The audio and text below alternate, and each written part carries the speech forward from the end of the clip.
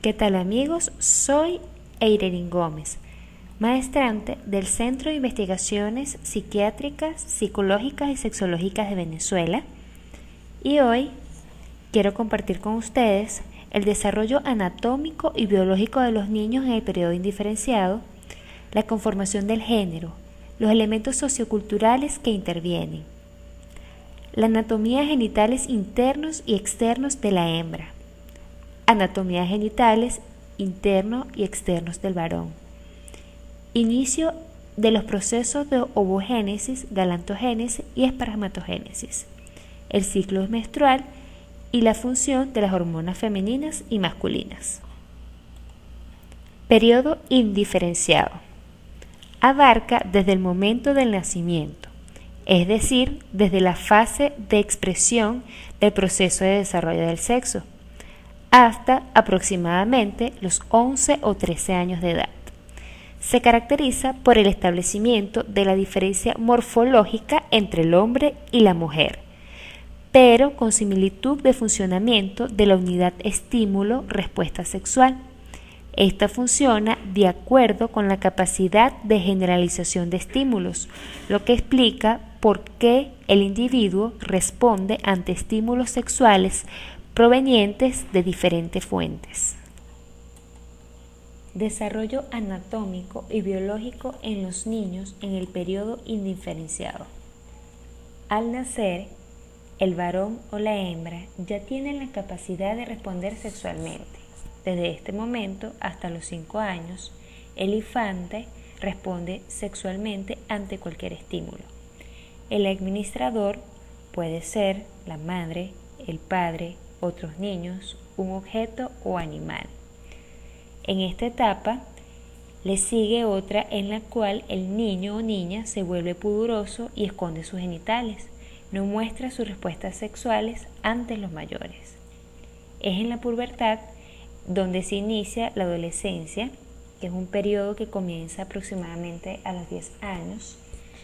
En ella se produce una maduración sexual desencadenada por la gran actividad hormonal, cuyas primeras manifestaciones externas son el aumento del volumen de las mamas en las chicas, de testículos en los chicos y en ambos la aparición del vello púbico. Conformación del género. Elementos socioculturales. El género es una noción psicológica y cultural que se refiere a nuestros propios sentimientos de masculinidad o feminidad. También se refiere a la evaluación social de la conducta como masculina o femenina. Es perfectamente posible ser genéticamente de un sexo y tener la identidad genérica del otro. El sexo y la sexualidad asumen nomenclaturas que varían entre una sociedad y otra. El asunto comienza cuando se establece lo que es deseable y aceptable como femenino o como masculino, fijando de este modo los esquemas de socialización para el varón y la hembra. Al momento que nacemos, somos identificados como varón o hembra. Debemos recordar que el entorno sociocultural nos indicará el aprendizaje progresivo de conductas masculinas o femeninas. Anatomía de los órganos genitales de la hembra, también conocido como el aparato reproductor femenino. Estos se dividen en órganos internos y órganos externos. Entre los órganos internos tenemos a la vagina, que es un tubo muscular elástico que hace que se comunique el útero con el exterior. Está entre la uretra y el recto y termina con un orificio alrededor de los labios mayores. Útero, también conocido como matriz, es el órgano de la gestación y está situado entre la vagina y las trompas de falopio. Ovarios son las gonadas femeninas del tamaño de las almendras. Están en la zona de la pelvis. Su función es producir un óvulo cada 28 días, dependiendo del ciclo de la menstruación. Trompas de falopio. Conectan el útero con los ovarios. Su estructura es similar a los tubos que comunican el útero con la parte inferior del abdomen. Cuello uterino. Es la porción fibromuscular inferior del útero que se proyecta dentro de la vagina. Órganos genitales externos de la hembra. Labios mayores. Son dos pliegues de piel que limitan la vulva por fuera. Su función es evitar la entrada de bacterias dentro del aparato sexual, al igual que el vello que lo cubre, es de gran protección para la vagina. Labios menores. Son dos pliegues de piel que se encuentran dentro de los labios mayores, rodeando el prefacio de la vagina. Su función es mantener la temperatura y evitar que se introduzcan algunas partículas extrañas al meato urinario y al conducto vaginal. Clítoris. Está situada en la conjugación superior de los labios internos de la vulva. Sin embargo, la mayor parte se ubica en dos raíces o cuerpos cavernosos dentro de la vagina, llegando hasta el perineo y formando un eje con el llamado punto G. La única función del clítoris es proporcionar placer a las mujeres, por lo que su estimulación es muy satisfactoria. Orificio uretral. Es la zona de la uretra que sale al exterior. Está, en el caso de las mujeres, entre el orificio vaginal y el clítoris. Perineo. Se encuentra en la zona localizada entre la pubis y el coxis. Su función es proteger a los órganos sexuales, vejiga y el recto. La apertura vaginal. Yace debajo de la apertura de la uretra, que en hembras es independiente a los órganos sexuales y es usado exclusivamente para la liberación de orina. Anatomía de los genitales internos y externos del varón. Los órganos genitales internos son testículos. Tienen forma de huevo y están localizados en el escroto. Producen testosterona, la hormona masculina, y espermatozoides, canales o conductos deferentes. Son dos tubos musculares que conectan el epidídimo con los conductos eyaculatorios. Su función es transportar los espermatozoides maduros hasta la vesícula seminal. Estos se liberan con la eyaculación. Próstata. Órgano que está en la salida de la vejiga urinaria. Contiene células que producen parte del líquido seminal, cuya función es nutrir y proteger a los espermatozoides que están en el semen. Vesículas seminales. Se encargan de fabricar líquido seminal para que los espermatozoides puedan desplazarse con facilidad, así como nutrirse y protegerse. Uretra. Conducto de expulsión de la orina que previamente está almacenada en la vejiga. También permite el paso del semen desde la vesícula seminal hacia el exterior. Epidídimo. Tubo estrecho y alargado conectado a cada uno de los testículos. Es donde se almacenan los espermatozoides después de ser producidos. Conducto eyaculador.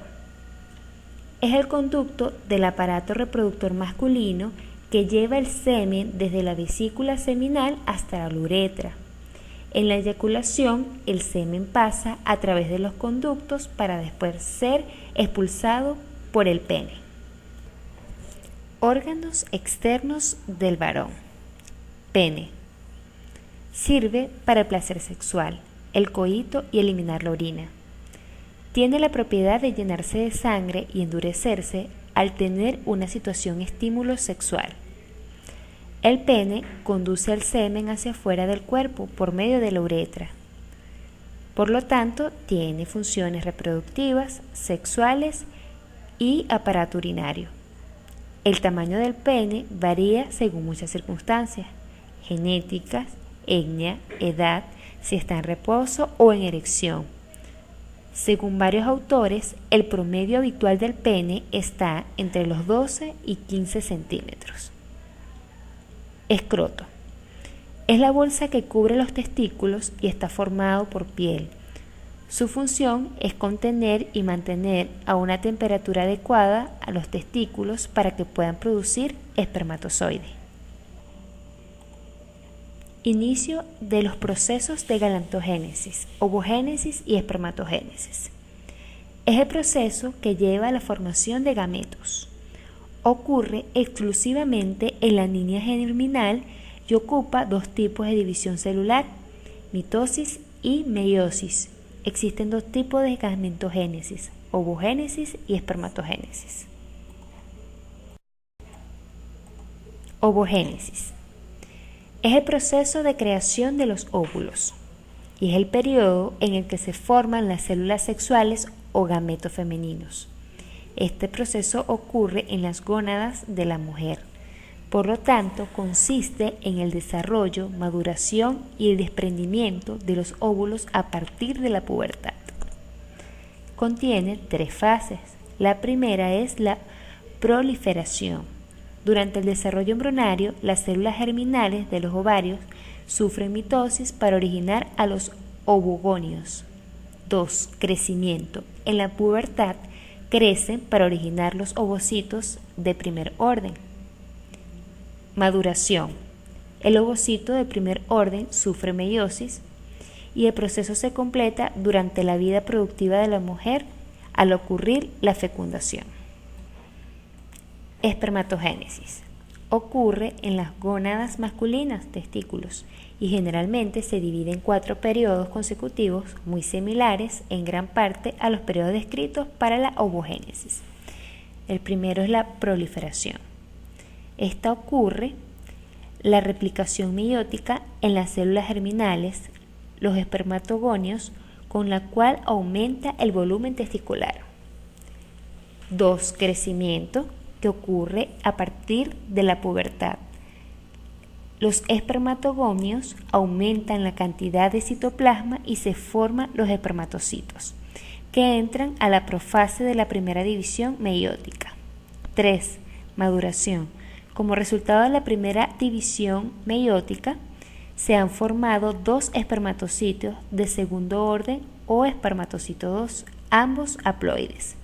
Finaliza la meiosis 2 y se han formado en total 4 células haploides o espermátidas.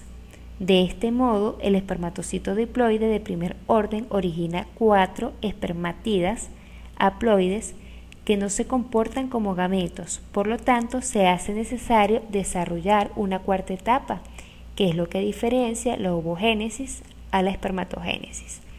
Esta cuarta etapa se llama diferenciación.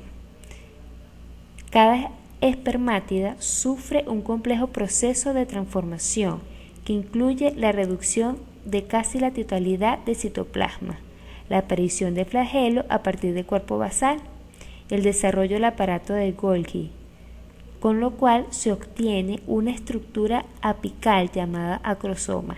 Este último le va a permitir al espermatozoide penetrar las membranas del ovocito 2 durante la fecundación, gracias a la presencia de una gran cantidad de enzimas hidrolíticas contenidas en su interior.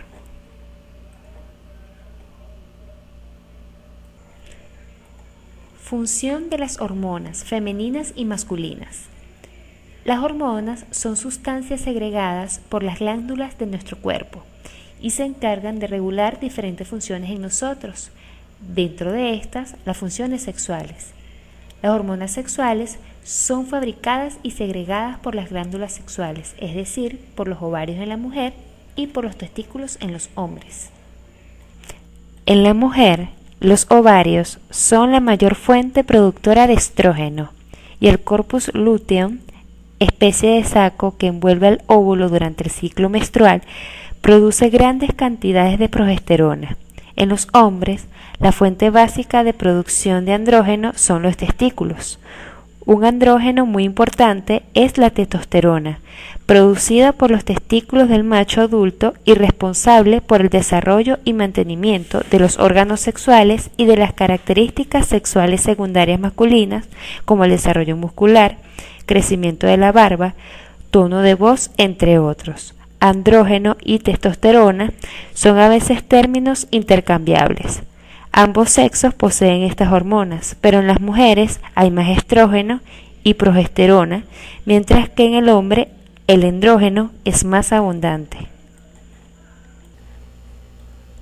Ciclo menstrual. Es un periodo de cambios fisiológicos que se presenta en la mujer de manera regular, regido por la hipófisis, glanda ubicada en el cerebro que rige los procesos hormonales de hombres y mujeres. El ciclo menstrual se inicia con la aparición de la primera regla o lo que llamamos menarquía. La duración del ciclo, que se calcula desde el primer día de aparición de la regla hasta el primer día de la siguiente, dura por término medio de 28 días, aunque esto puede variar. Un aspecto importante en el ciclo menstrual es la fertilidad o capacidad para que se produzca la fecundación y la procreación.